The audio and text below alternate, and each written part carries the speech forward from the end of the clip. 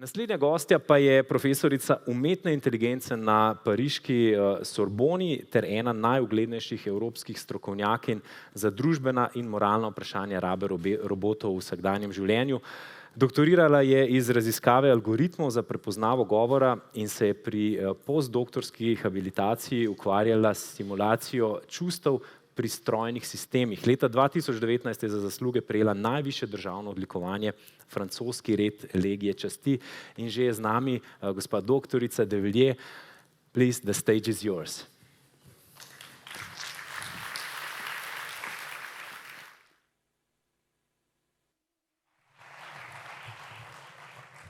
Thank you so much for the invitation. I'm very pleased to be with you and to share my work in research and some vision about what we can do together and collective intelligence about AI. So I am professor of artificial intelligence in Sorbonne University, and I am doing my research at CNRS in Saclay, where I have a group about affective and social dimension in spoken interaction with machine, with a conversational agent or robots.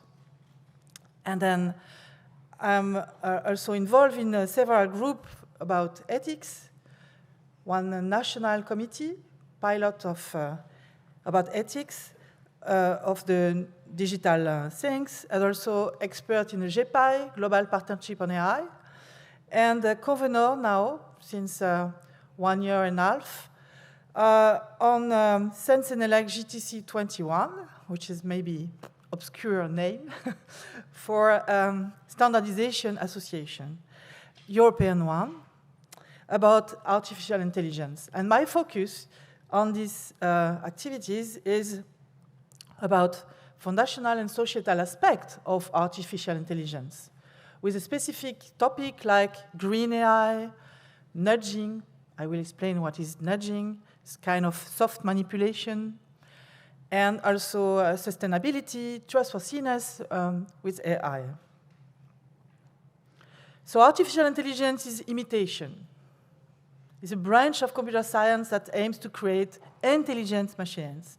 And the core problems of artificial intelligence include programming computers for certain traits that are knowledge, reasoning, problem solving, perception, learning, planning, ability to manipulate and move objects, and so on. So this huge topic opens important opportunities in the field of economy, but also in the field of education, health, treatment, support, with the aim of, for example, better student or patient follow-up.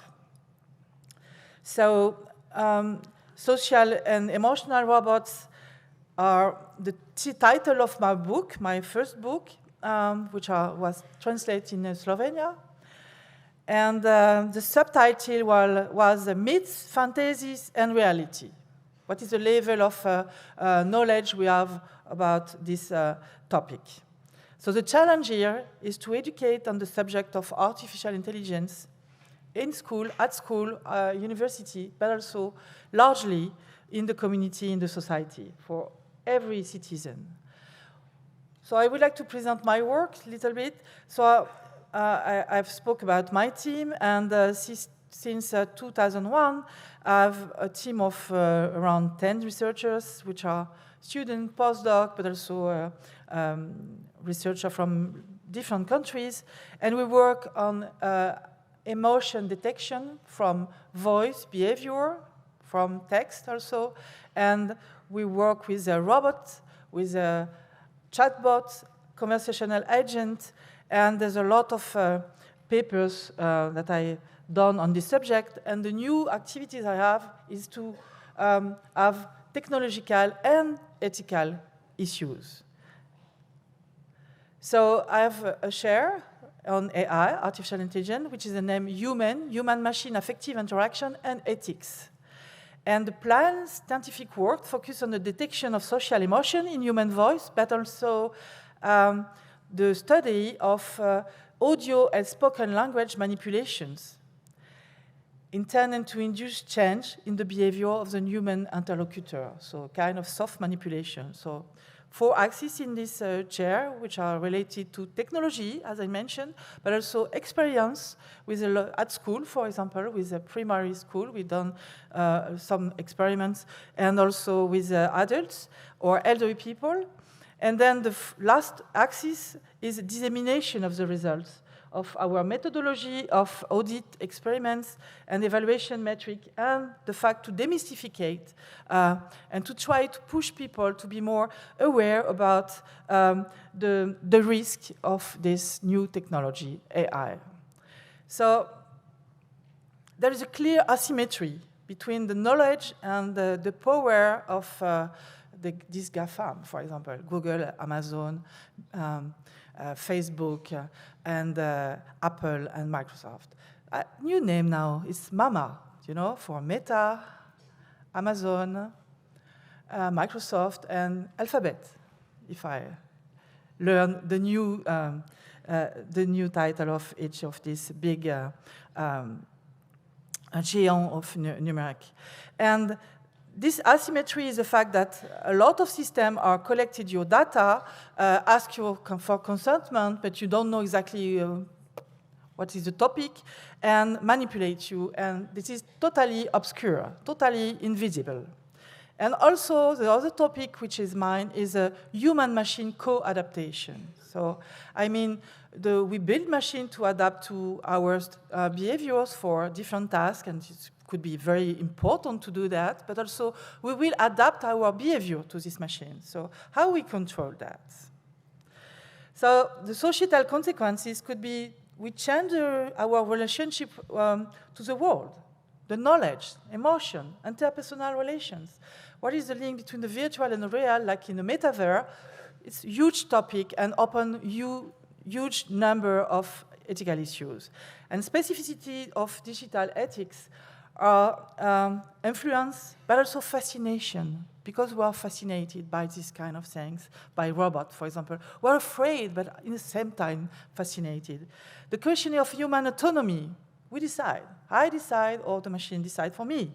And social and political relationships, which is very interesting to understand. Contribution of digital technology to sustainable development objective is also a big subject. So there are challenge and opportunity. And anticipating this development and the condition of our free will and understanding the digital divide is, in my opinion, a huge topic for all society, for all community. And it's not the fact that experts have to be aware about that. All citizens have a role. So it's important to demystify and disseminate robotics and AI science everywhere. We must be AI ready, and we are not. Imagination of our contemporaries about robotics, emotion in machines, and more generally AI are mainly found on science fiction narratives and myths. Expressions used by experts such as robots are autonomous. They make decisions. They learn by themselves. Are not understood as metaphors by those outside the technical research community. So to mitigate ideas originating from science fiction that mainly underline gloomy consequences, it's important to demystify and disseminate robotics and AI science by engaging in public discussion and debate with all citizens. This is my view. So now, go on to the subject, AI, artificial intelligence. We know all that there is summer, winter, and now we are maybe on the summer, maybe next time will be the winter, I don't know. But I suppose that there is a large part of economy for being during a certain time in the summer. But first, in the machine, what was the role? We are experts as humans, and we program rules, expert rules, so without meaning in the machine. So it's totally understandable by human.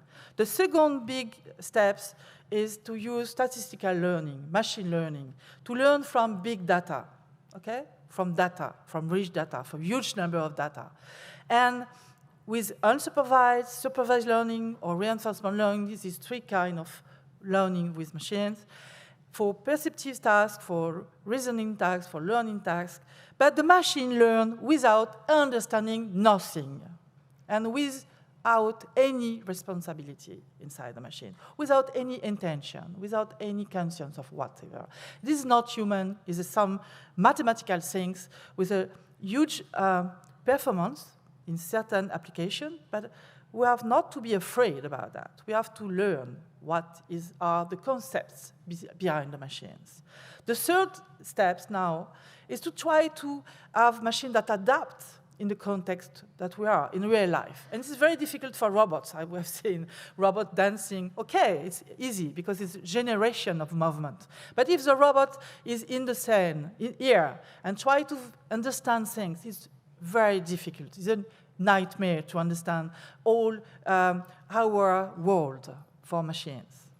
So it's easier to go to the metaverse for that.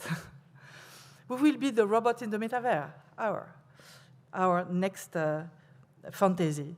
But it's not a fantasy, maybe. So the third step now is about the challenge is a contextual adaptation of robots during the interaction, for example, and to build something that are able to build common sense, like we have. We have common sense together. We share a lot of things. We have an history, a large number of a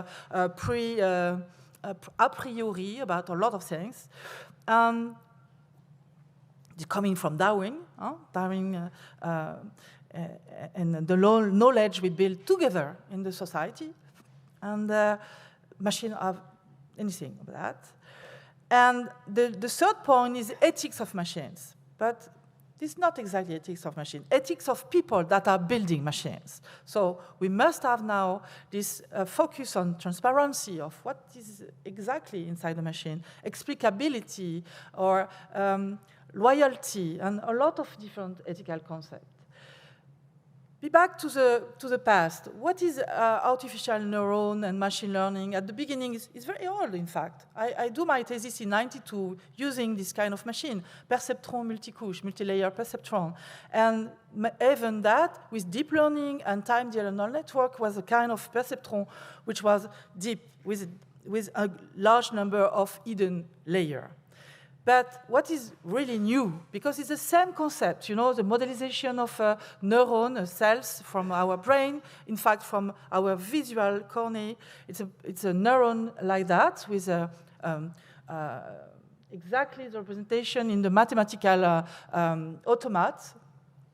And it's very simple. We add all the activity arriving in the cells, and then there is an activation function to propagate a kind of activity along the axon. And then at the end, there is this trees with button, is chemical and electrical, and this is a connection with another trees from another neuron, and able to propagate the information, okay? The propagation of information in our brain is like that. But there is 100 different cells, neural cells, and we use only one kind. Sure, we use different activation function to propagate the information between the neurons, but it's very simple for the moment. For example, look at this network with the very simple different layer. You see the input layer, then hidden layer, then the output layer. And for example, we want to distinguish 4 different phases at the end. And what is at the beginning, we give photography, pixel, and manage to have maybe average of pixel in different regions of the picture. That's the input. And the output is, it's Martha, John, or I don't know, name of people. And then the learning phase is to propagate the information in the hidden layer, and at the end, to compare what we obtain as a vector to a desired vector. And the desired vector, for example, for Martha, is 1, 0, 0, 0. That's all.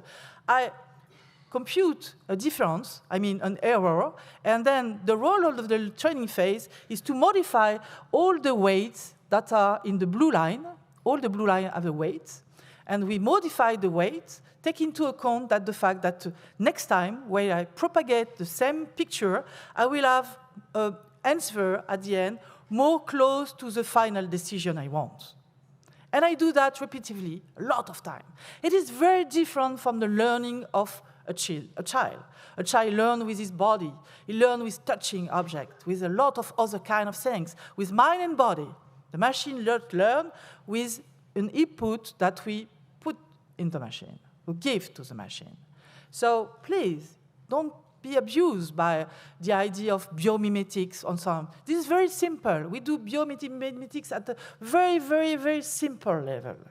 And we don't know exactly how biologically the cells is really working. We don't know how is the substrate of our consciousness. And we speak about the machine could be consciousness.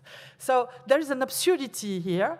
And some of experts in AI like to continue these ambiguities and ask you why. Why? Because there is a large domain for marketing and for business, okay? So time delay was in 1987, and Yann Lequin used that for detection of, as you see, number right in my hand. And it was very powerful for the post in US to detect the address and the number of the city, the number with this mechanism. It was better than, and very used by the post. Then what has happened in 2010 with neural nets? They are bigger, deeper, faster. Faster is a real impact. And more data, more computing, more neurons, more layers, and there are an enormous performance gain with that. For example, for speech. Speech recognition was my first topic.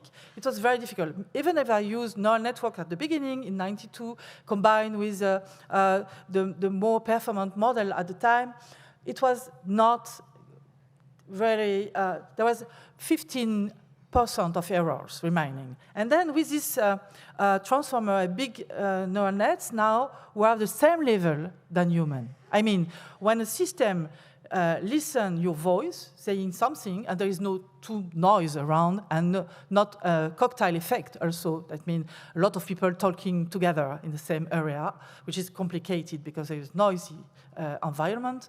If someone is talking normally, without emotion maybe, because when I try to emphasize something with angry voice or very gentle voice, I modify a lot, finally, the signal and allow the performance, and also the performance of the machine.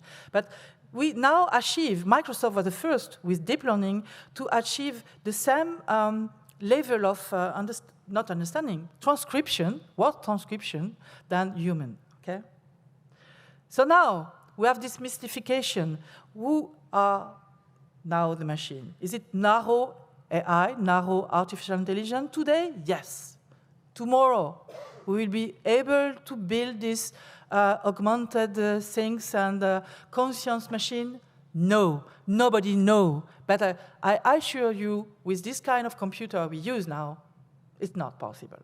Maybe if we use, like cyborg, you know, a mixture between cells coming from animals or, I don't know, maybe vegetables, I don't know, we can maybe obtain other kind of things. But with our computer currently, it's impossible to have a generation of intention or conatus, I speak Spinoza.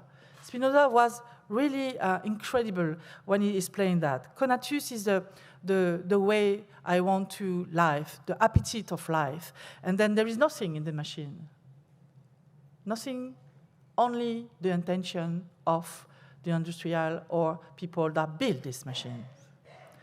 So, can approach human, superhuman functional performance? Yes. Yes, for the AlphaGo, for example. But it's a game. It's a limited things. We know a lot of things about this game. Sure, for human, there is a lot of possibilities. And for the machine to compute that is not easy. It took a lot of energy, a lot of engineers that build the machine. It's not equal. We compare a human, only a human, which was a champion of this game, and several engineers, a lot of energy, and a big power of the machine to obtain results. So it's not equal. So for this kind of task, for using a large number of big data, it's very, very important to understand that the machine do better than us, but very differently. Superhuman access to data. This is exactly what can do a machine. For example, for a radiologist, for detecting cancer, it's easy for a machine to see more than the number of radiology that a medicine, a doctor can see in his own life, total life. So, and now machine can handle some ambiguity. And we have now, in natural language processing, very huge performance for making machine that seems to react like us, very similar for conversation. But requires massive amount of labeled data, word reasonably well-defined, like for a game, and they cannot easily abstract to new tasks. So we are very agile. We adapt to a lot of tasks, the machine not. No common sense, no creativity. So some AI experts and also transhumanists in US write that conscience will emerge in future artificial intelligence systems and that the machines will feel emotions. The machine has no body and are not able to feel emotion. Okay, the new area of voice-enabled device and their rapid adoption signals a major shift to the digital world and consumer interaction models with the potential to augment human welfare and well-being in many ways, to improve the consumer experience, to personalize the communication, give medical advice, help elderly, create virtual companion, and so on. So these social robots and chatbots can have also negative consequences. Unfair manipulation if not regulated. So we need to build trustworthiness within a sustainable market. And there is a lot of application. So from assistant to social and affective robots. Conversational agent is a machine that interacts with user in natural language and is usually integrated into platform like robot or other kind of platform. And advancing conversational AI chatbot with transformer, which are the new algorithm we use now, trained specifically on data from huge set of conversation like Lambda, Google, you know this story, able to engage in free dialogue with you on a potentially infinite number of topics, is a huge topic for us, because we cannot imagine a metaverse. You meet an avatar. Is it a real person behind, or is it an autonomous machine that told to you? It could be very difficult to distinguish between one to the others. So how to explore and improve the understanding of the functioning and limits of this transformer is a big research issue. And this kind of chatbot are able to propose new sentences. Like here, for example, the music is the most advanced form of mathematics. Machines say that. We can think, wow, this machine is conscient, or there's a kind of intention. In fact, it's a puzzle, statistical complex puzzle, to build a sentence which corresponds to what it could happen after a sentence. It's just statistical, it's just mathematical computation. So human language is an essential element in shaping, even determining cultural characteristics, human perception, and even entire world views. So we give to the machine the possibility to generate a lot of language. And maybe the next machine will learn from this language generated by other machines. So imagine, what are the results of that? Is it already the case with Lambda? Because Lambda use Wikipedia and a lot of things on the net, on the website. So the language of conversational agents are devoid of lived experience, physically perception, feeling, or reasoning like a human, who creates a linguistic universe without bodily experience and understanding of meaning. Thus, we converse with machines that can neither take responsibility for what they say, nor be held accountable for it. And furthermore, tomorrow, they could express themselves better than many of us. and seem more intelligent. So the future of work with machines, which seems to be more intelligent, is a real subject. So in my lab, I built social robot, not robot, but the fact that I can converse with a robot using that can recognize, interpret, process, and simulate human language, even a kind of machine humor. And with the capacity of this interpretation, it can adapt its answer to the human and give an appropriate response to the emotion and seems empathic.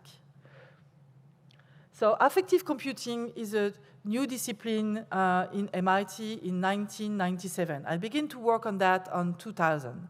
And it's three kinds of technologies. First is emotion detection from our behaviors, understanding and reasoning with these cues, and then generate emotion and on text or maybe audio synthesis.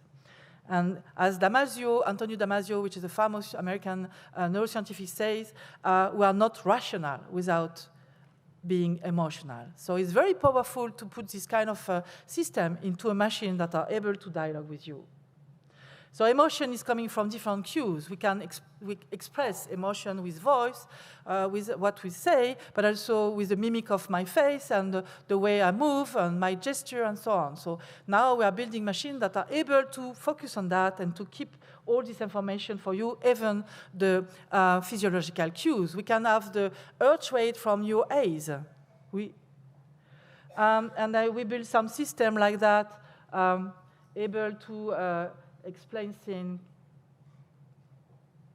I don't know. Nos émotions que tu exprimes dans la voix. Grâce à elles, je peux déterminer progressivement ton profil émotionnel et adapter mon comportement. Plus tu me parleras, et plus le profil se stabilisera. D'accord, mais c'est une bonne nouvelle, ça, Nao. Tu as l'air assez sûr de toi, globalement assez satisfait, assez expansif, et tu as l'air assez posé, j'adopte donc un comportement amical. Tu as l'air peu sûr de toi, globalement très insatisfait, très réservé, et tu as l'air très posé, j'adopte donc un comportement directif. D'accord. En situation réelle, Nao ne décrira pas à haute voix son analyse. Il ne le fait bien sûr que pour l'exercice. So demystification of what happened in the machine. The machine is trying to profile you and then to decide things for you. So we use this kind of thing with elderly people for negotiation, drink a glass of water, all kind of things, with this in mind that it's easy to manipulate people. But so we must be aware about these kind of things. This is another example with American example from colleagues. Sim Sensei in the virtual human for healthcare support. Hi, like a psychiatre. I'm Ellie. Thanks for coming in today. I was created to talk to people in a safe and secure environment. So you see the I'm different not a capture therapist, but I'm sensors. here to learn about people and would love to learn about you. I'll ask a few questions to get us started. And please feel So free it's to tell me invisible for the guy, anything. huh? It's Your just a answers picture are of what totally happened from confidential. the point of view of the Are machine. you okay with this? So the machine Yes. have eye gaze, So, how are you voice doing today? detection of cues in the voice, I'm doing well. the face, That's good. so on, and react, but taking Where are into you from account that. originally? I'm from Los Angeles. Oh, I'm from LA myself. This is easy to do. Seems intelligent, When but was not. the last time you felt really happy? He hesitates a lot. The machine know that. When was the Exact last time. time? Okay, so this is very complicated, and there is new product. That's this one. I don't know if you know this one. 朝ですよ。 It's a guy in 起きてく Japan. ださ He's living with a character. い。 It's not a 起き Google. てってば。 It's the fake clochette, an hologram representing a young, お sexy はよう。 girlfriend, maybe. おはよあ、今日雨が降るかもしれないから傘持って行って。急がないと遅刻しちゃうよ。行ってき Do ま you す。 like? 行ってらっしゃい。気をつけてね。 We are not alone now. We love this kind of object. And after, they say, oh, my darling, come home. I'm waiting for you.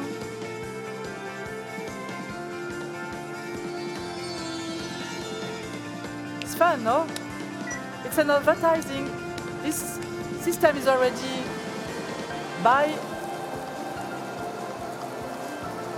booked in Japan.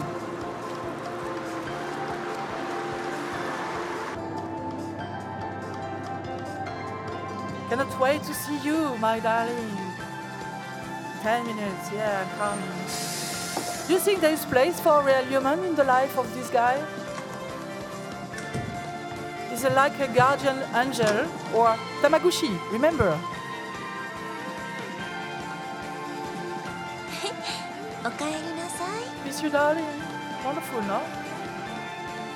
なんかさ、 Somebody's home 家 for で me. 誰かが待ってるって。 Getbox. So, voice and appearance of this robot chatbot bring new dimension, similar language, body movement, affective behavior to the interaction, and could become a means of influencing or nudging individuals. 80% of the coders are men. 80% of these chatbot and social robot build have women names like Alexa, Samantha, Sophia, this little girl also, or woman face or body. So, women characters robot are assistants, nurse, sexual robots. So AI system reinforce the stereotypes, no? So it's urgent to involve more women in AI and robotics and to put some regulation on that, because nobody is responsible of that. But at the total, in the holistic vision, it's a nightmare. I have my clock, my car, the elevator, and what else that are speaking with feminine voice. Okay, nudge is coming from the Nobel Prize in Economy Richard Thaler. The nudge is a technique that consists in encouraging individuals to change their behavior without constraining them, using their cognitive bias, lacking self-control, acting emotionally, acting by conformity, or laziness. But it's very powerful to change, if you personalize the system, it's very powerful to change the intention of a person. So we have to be aware of that. For example, for autistic children, we built some robots, but the children are engaging in creative play with these robots. It's fun, it's good for the children. Drawing, storytelling, and also emotion regulation, how to make friends. But Moxie can learn to recognize the child face and their particular learning needs for nudging. So AI-enhanced nudging, persuasive power, and intrusive capacity, like you see for the Japanese guy, can also cause profound and long-lasting changes in the behavior of users, such as isolation, addiction, especially with children and vulnerable people. 엄마 어디 있었어? 엄마 내 생각했어? So, extended reality will open new ethical challenges, such as emotional manipulation, with confusion between reality and reality is this augmented reality. So there's a large problem with that. See, virtual reality reunites mother with dead daughter. 나연이 잘 있었어? 엄마 나연이 보고 싶었어. So deadbot is a real subject. What would we like to build in our society?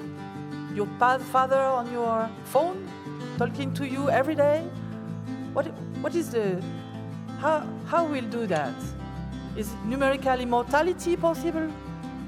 What kind of society we 기술은 want? 되게 차가운 거라고 생각하는데 그게 아니고 이 기술들이 So I think that we have to take care about that, to regulate a lot, and to discuss a lot about that.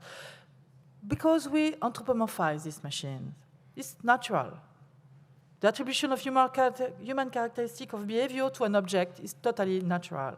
The media equation from Stanford University explained that people tend to respond to media, computer, robot, as they would either to another person by being polite, cooperative, attributing personality characteristic, and even gender. So an object we seem to be in the pain, like the robot Atlas we've seen previously, can inspire some empathy. So there's a large number of ethical issues and concerning the goals and the deployment of innovative products that can change our life and society. And the issues surrounding AI machine behaviors cover these large topics: censorship of content, discrimination and unfairness, manipulation, marketing to children, changing our collective behaviors. This list, I don't want to detail of all this list, but I am involved, and a lot of researchers and a lot of people around the world are involved in this ethical committee with this discussion about principles. And there is several very important topics like imitation of life, adaptive learning, which kind of methodology we can push to preserve, finally, our decision and our autonomy as humans. So risk mitigation and metric designation is very important, and I do analogy with medical sector, and I am involved in now a group of people that are trying to build a standard with industrial partners about this kind of things, manipulation, and measure about the green objective. So I will thank you for your attention, and if you have questions, I will be very pleased to answer or to try to answer. Thank you.